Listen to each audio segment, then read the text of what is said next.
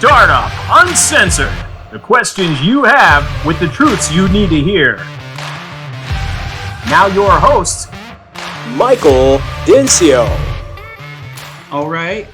Let's get into this. So my name's Mike Dincio with Next Level Consultants, a founder of Next Level Consultants. You guys all know who I am, but this is another episode of Dental Startup Uncensored, part of the Encore series. So for those of you that don't know what I'm talking about, the Encore series, the whole first season was about how to do a startup, literally from start to finish. We had 20 some interviews. We started all the way at the top, vision, and worked our way through all the way to grand opening and opening day. And then we shut down season one, but backed by popular demand, I suppose, we started an Encore series, and this is part of that. So I'm super excited about introducing this interview today because it's something that us at Next Level utilize quite a bit and believe in, pretty passionate about. So without further ado, let's just get right into it. So I've got Paul Lowry on the other side of this screen. How you doing, Paul? Nice doing to see great. your face. Yeah, good to see you. Paul is the co-founder of Dental Menu, and it is a membership-based plan program that helps doctors put a super smart and easy membership plan in place. Now, I know there's a lot of options out there in this department. Yeah. Next Level it definitely utilizes Dental Menu quite a bit, and so we can kind of get into some nitty-gritty. But for a startup, since the name of our podcast, Paul, is Startup Uncensored, we're going to focus on how to, what is a membership plan and how to utilize it from a startup's perspective. But let's just time out and back up here. Paul, give us a 2-minute who you are, what you do, and I guess a 2-minute elevator pitch, I suppose. Yeah. So yeah, we Dental Menu is a software platform that will enable you to create a menu of services that essentially you can sell to your uninsured patients. And that's what it does. It helps you. It will automate all the payments, keep track of the benefits with the eligibility, and connect when those are eligible, and then connect those to the providers that do the services is what the software does. But really the benefit from the practice standpoint is don't steal the thunder, Paul. We're going to get into that. Okay, all right. That's what it is. That's what it is. This is great. This is good. You're getting right into it. Let's actually start with that first question: is what is a membership plan? I think a lot of people know, but let's just get the obvious out of the way. So a membership plan, you described it as an option or a convenient way to basically get uninsured patients in the door, right? So yeah, but maybe get a little bit more technical. Sure. So I mean, if you're getting credentialed, you're bringing on PPO insurances. Let's just look at dental insurance. Dental insurance isn't really insurance; it's a prepaid benefit, right? If you have dental insurance, a patient's getting an exam, they're getting a cleaning every 6 months, they're getting a set of annual X-rays.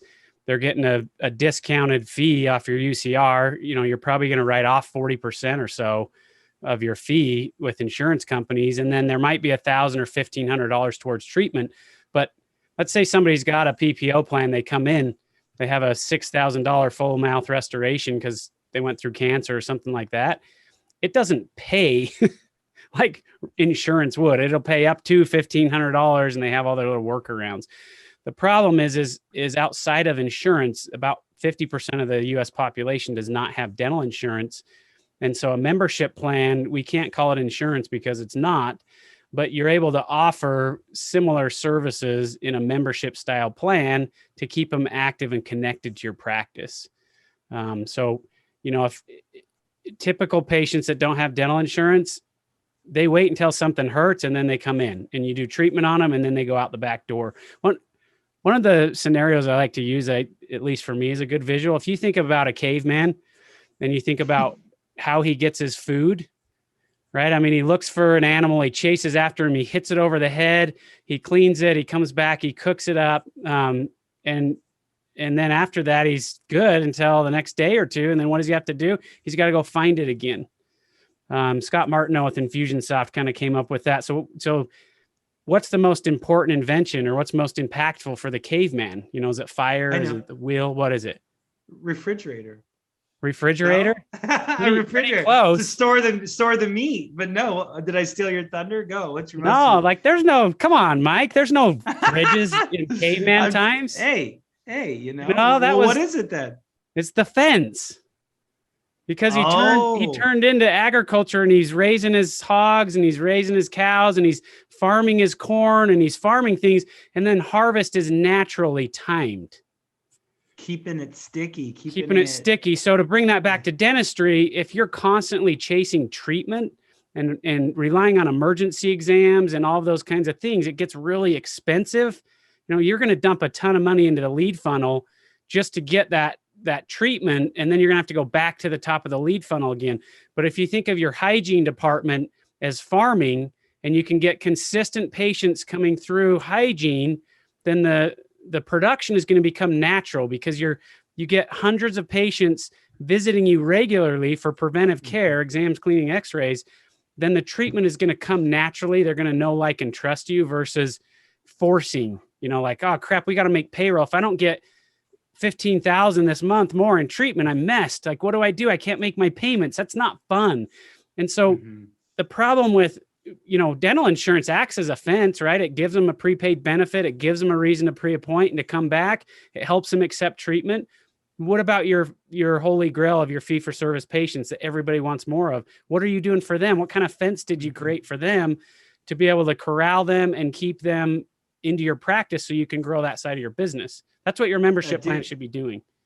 I love that fence analogy. I'm going to use that. Okay. Can I use that? Yeah, do it. That's so good. Because I always say, like, everybody has something that they are loyal to.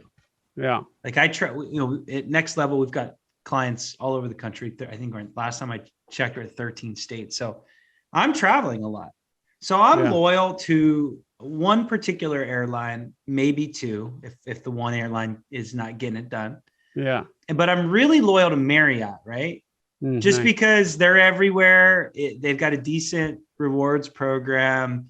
I know what that looks like, So Costco's another option. Starbucks, we've all got the Starbucks app on our phones. That membership makes you feel sticky. And so what you just described as the fence is what I call, you're trying to create that loyalty in your patient base. And this is probably the best way to do that, other than just customer experience. But sure, this is a way to create loyalty from a financial perspective, not just a customer relationship feeling. So if you're doing both, gosh, you're nailing it. So, okay. So I love that. Okay. So I do want to bring up, you brought up Costco and stuff. So everyone knows the best patient, best way to grow a practice is referrals. And it's crazy, because if you analyze what products you actively refer, I know a ton of dentists, and there's very few times where I go out of my way. And I know a lot of good dentists, but I don't actively go out of my way so much to refer. I'm still very reactive. Like, if you came and you're like, hey, Paul, I'm moving to this city. Do you know any dentists? Well, sure, I'll refer somebody to you, but I don't go out of my way. Whereas if you can get patients to be passionate about something, I always refer Turo. Raving fans. How are you going to get them? So when you have a good membership program, it's a lot easier to refer and say, oh, hey, you're self-employed. You don't have dental insurance. So I go here, I get this great deal. I get these rewards. This is really helpful for me. It's a lot easier to facilitate a referral, because you're referring a specific way to access care versus just, hey, you should go to this dentist. Well, what does it cost? I don't know. Just make an appointment and show up, and like, I don't know if it's hundreds of dollars. I don't know, but just call him. He's awesome. It's like very vague. It's harder to refer. It's a good way of putting it. Folks, for those of you that follow the podcast and listen to the last Encore episode, we talked about ground marketing, and the membership plan was a way that you could approach small businesses to utilize a membership plan. So we talked a lot about that, but one thing that my startups, I challenge them to do is to think outside the box and do what other dentists aren't doing in the area. I before we kind of get to like how to utilize this, let's talk about first. So I'm jumping the gun. Let's start out first with how to set it up. Because setting it up, I think there's a lot of pitfalls in how to set it up. Yeah. You know, there's so many different companies that do these membership plans, but what I like about your company is that you advise them on how to set it up properly, and we align there. So what's the best way to set this program up? I mean, you could do it in-house and we could talk about that pitfall later. Sure. But go ahead, take it from there. What's the best way to set that up?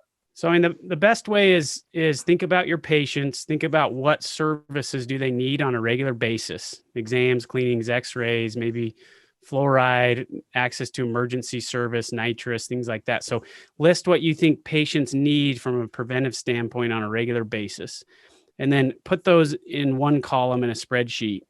And then in the other column next to it, list your UCRs. And then in the third column, list what you actually want to be paid when you do those services. So, you know, your average PPO insurance is going to pay you, I don't know, $80 for a cleaning.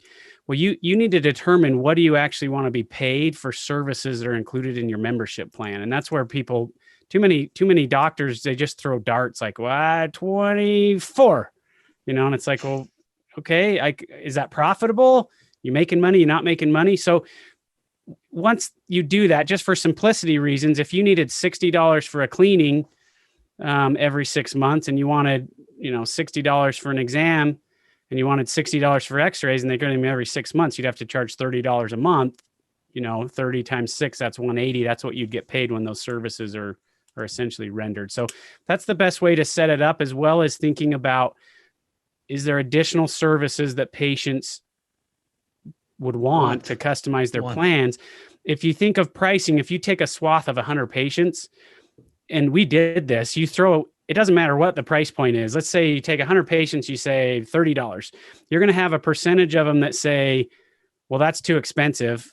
And you're going to have a percentage of them that say, well, I would have spent more, and, you know, everywhere in between. And so you want to have a few different price points so that you can really service a wide range of patients. And if you have a lot of our offices, they'll do like a premium upgrade for 20 or 30 bucks a month that includes nitrous, emergency exams, fluoride, access to pano and cone beam, things like this, bleaching, those kinds of things.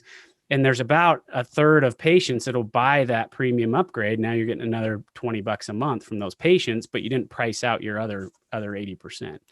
But so the best thing to do is think about the services. If you've already started your practice, one of the things I implore you to do is get your team involved with the setup. Sit down with your front desk, sit down with your hygienist, and ask them like, hey, what do patients need? Most hygienists will say, well, some of them need perio maintenance. How are we going to have them access perio maintenance? And then you'll create, you know, a perio plan. But if your hygienist suggested it, she's going to be a lot more inclined to support it. So get your team involved. There's nothing magical. It's more, here's the services that we offer. Here's what we do well. And let's create some sort of a residual recurring revenue so they can access those services in an affordable way. I love that. I love that advice, Paul, of getting them involved. You always want to manage with transparency. It's shocking to me when we walk into practices as consultants and the doctor is so fearful of sharing with their team. Yeah. I have no idea why. It's like, these aren't secrets. Like how much money we made, what, you know, how many new patients, how much things cost. This is important stuff for the whole team to know. And so, I love the incorporating them because, you know, as consultants, we come in and we tell people what to do. Yeah. Nobody's going to listen. Yeah. Can't come in and tell you what to do. You're going to be like, oh, God, it's just another consultant, right? Yeah. But if I came in and said, okay, folks, here's our problem. You guys are doing it this way. You know, here's the breakdown. What are some ideas? Yeah. I know what the idea. I know what the answers are. I know exactly what they should do. But when they come up with the solution, it's their idea. So I love that suggestion. Yeah. When we do our onboarding meetings, if the doctor and a team member are there, those offices do the best. Because if your front desk isn't behind it, she hates it for whatever reason. She thinks it's not the best deal. We had one where we set up and they didn't sell anybody. So I went in there and was like, hey, what is going on? And the back office, the hygienist was like, well, I just don't think this is a very good deal for the patient. So, it's a better deal for them to go and get this discount insurance plan than to buy our own membership plan. It's like, well, okay, well, that's a real issue. Let's talk about that. Let's fix that. If they don't think it's a good value for whatever reason, patients are going to trust that. Yeah, they're not going to sell it. Yeah. Okay, so now that we just taught them how to set it up themselves and not use your service, Paul, because they could do that. Yeah, sure. Right? Yeah, absolutely. Here's how you price it. This is how you manage it. Get your team involved. A lot of doctors do that, by the way. So let's talk about some pitfalls, because I'll repeat, I do not suggest you manage this stuff in-house. Yeah. So let's talk why. Paul, I'm sure you get that a lot. Like, why wouldn't I just come up with $450 an annual fee and manage this in-house? Why do I need you? Why do I cut you in? Right? Yeah. Yep. Sure.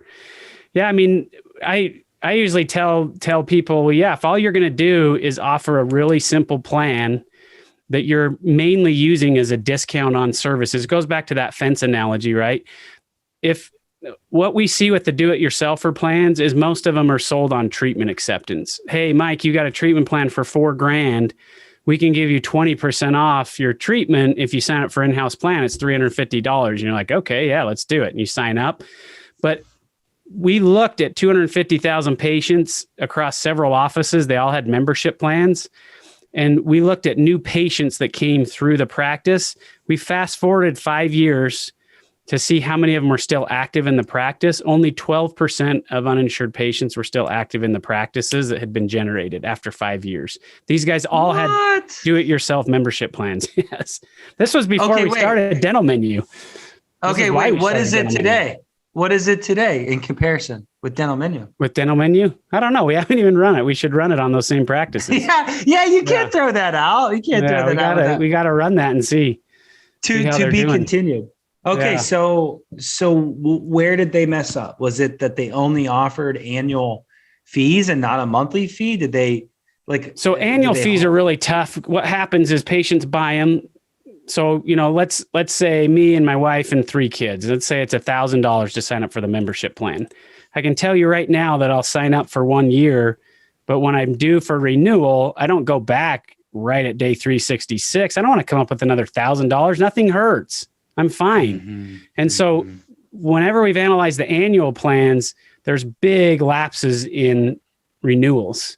And when team members are honest, we're like, hey, tell us about the renewal process. None of them reach out. No front desk is going to proactively call to try to renew a membership plan. They're going to wait until that patient comes back in. They'll be like, hey, Mike, your membership plan lapsed. You need to re-sign up. Okay, I'll do it.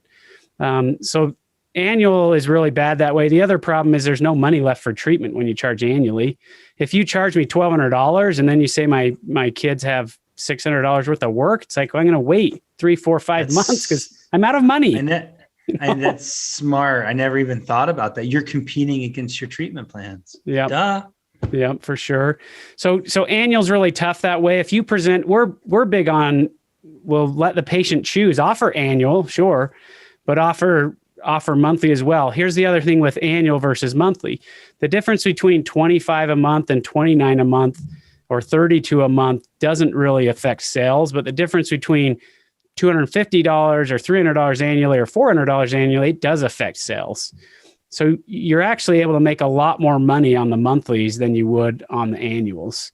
Interesting. Psychology. Yeah, for sure. Plus, we live like most people.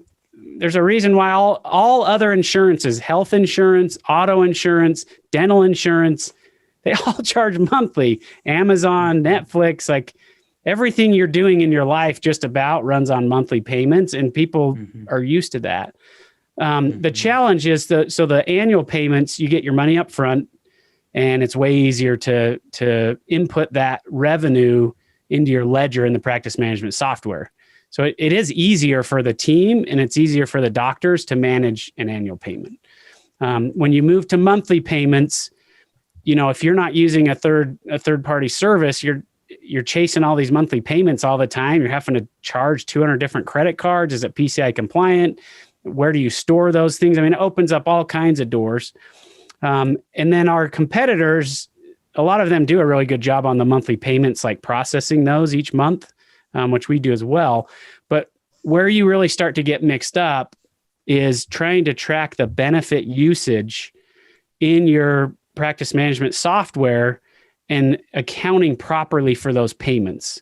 So let me tell you what I mean by that, Mike. If you have 25 a month coming in, 25 a month for Mike Dinzio, but there's no services rendered that day, where in the heck do you put that payment? Where does it go? What do you do with it? It's like, well, that's every front office's nightmare with a membership plan. Correct. Yeah. So and being responsible for collecting it. I mean, that's problem one. Yes. And problem two is how do I post it? How am I reconciling all this? Yep, exactly right. So we really help a lot with the back end with our reports. One of the things that we do that's different than anybody else is you walk that patient out in your practice management software. We do have integrations with Open Dental, Dentrix, and EagleSoft. But even if you don't have the integration, you actually will check the patient out in the dental menu software. And what's so cool about that is we're able to keep track of usage and profitability in the plans based off of how much revenue you collected, but then what was actually used. If you think about an insurance company, the revenue that they get is what? It's the premiums, right? Patients are paying premiums. That's their revenue. What are their expenses? Their claims, right? The expenses for an insurance company are claims. Every time they have to pay out on a claim, that's an expense. So what do? They try to maximize premiums and then they try to minimize claims.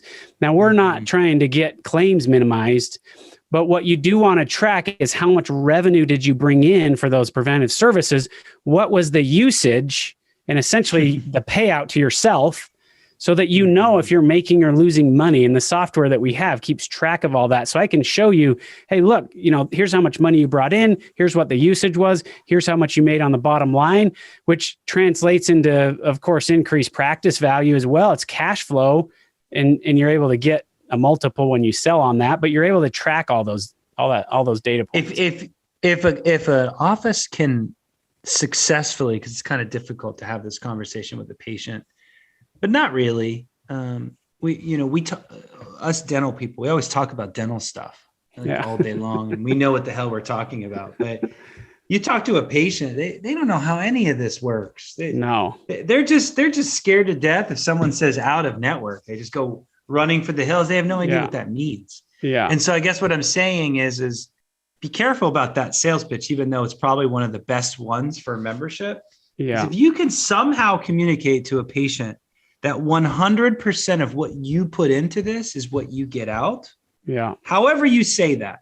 Yeah. You're going to put in $400 into this plan. You're going to get $400 worth of value. If you go with Delta, they're probably going to get $800 worth of value. I mean, it's probably double or triple when you look at your UCRs. Yeah. I guess what I'm saying though, is if you sign up with XYZ insurance company, you're going to put $400 in. Sure. You might only get $200 of value back. So anyways. Do you know what? 40 cents of every dollar that goes into dental insurance stays with the insurance company. Oh my gosh. So could you not set up, if you're cutting out 40% of the overhead of an insurance company, certainly you could offer a pretty cool product where consumers and patients are paying you directly. Well, yeah, you should structure something. The other reason not to do it yourself, and I mean, I just did a podcast the other day about, does your membership plan suck? Frankly, the do-it-yourselfers are not great products. There's the reason we're dental menu is if you went into a restaurant and there was no menu, there was nothing there, it's like, hey, I think I want to get steak. Oh, we don't offer that, Hey, well, what do you offer? Well, I don't know. Let me take a look and I'll tell you what we offer and I'll tell you how much it's going to cost, and you're like, that was unpleasant. Yeah. No, I like the way you can add on and have different packages and have an annual versus 6 month versus monthly with you guys. It's so flexible with you guys. I mean, there's 100 ways you could set this up that's unique to each office using your product. And the rewards are pretty dang cool when you talk about retention and stuff. That's really unique as well. Mm-hmm. Offer a rewards program. They get some rewards every time they get that cleaning, so that down the road, treatment acceptance goes up, those referrals go up. Imagine, instead of always discounting, imagine like, hey, Mike, tell you what, you've got $300 built up in rewards. If you want to get these veneers done, this full mouth $6,000 case, which has really high margins, we'll double your rewards towards that treatment. Instead of discounting it to close the deal, double the rewards. It's a lot more powerful. Totally. Okay, so we're getting kind of towards the end, but one of the most important things that we should talk about in this episode is how to utilize this program. We've been talking about it. You just threw out a great little tidbit of how to sell it or how to leverage a program like this. But I always talk about marketing. And that's what we talked about last episode, is like getting super creative with how you can leverage your membership plan in the community. I mean, the thing that I heard you say for the very beginning of the episode, which I didn't know actually, 50% of people don't have dental insurance. That's nuts. Yeah. I heard another statistic that 44% of patients did not see their dentist in the last 12 months. Yeah. So it's pretty close, by the way. 50 and 44, it's pretty close. So most practices you talk to are what, 80, 90% PPO insurance driven. Yeah, there you go. So why is that? I mean, why do you think, just rhetorically, why would your practice month after month, year after year become more and more insurance driven versus all these patients that don't have dental insurance? Why, Paul? Yeah, I mean, just when you stop and think about it, that's pre-appointing someone with dental insurance is pretty easy because they've got a benefit. And so they pre-appoint. Getting them to use the benefits is a lot easier than convincing somebody that doesn't have any kind of benefit.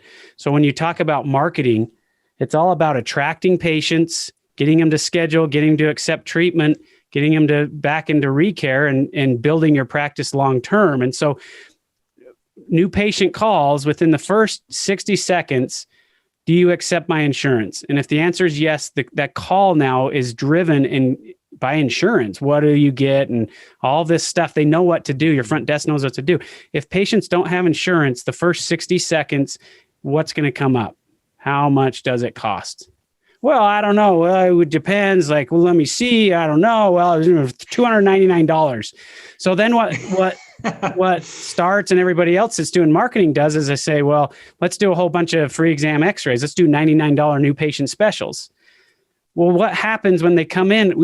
I have a call that's super funny where a patient calls, hey, I'm new to the area. How much is an exam cleaning x-ray? So, well, we got a new patient special. It's $99. And she's like, okay, doesn't schedule, hangs up. She calls back 60 seconds later and says, well, hey, how much is it after the new patient special? Like, that's the patient you want. I'm looking for a long-term solution. What does it cost afterwards? It's like a 5-minute painful call where they're like, we don't know. And the patient's like, do I have to get x-rays every time? It's just dumb. Instead of like, hey, we've got the perfect solution. We love patients without insurance. We can see you and take care of all your exams, x-rays, cleanings that are needed. It's $25 a month. You can cancel if you ever want to cancel, but let's get you going and keep you healthy for the long term. Like, okay. Anything that's going to flip the script and get people off of what their automatic is. And that is a tool, a feather, a cat in your cap, that whatever you want to say, that's what you can use to flip the script a bit. So these patients are programmed. I mean, we're consumers every single day. Yeah.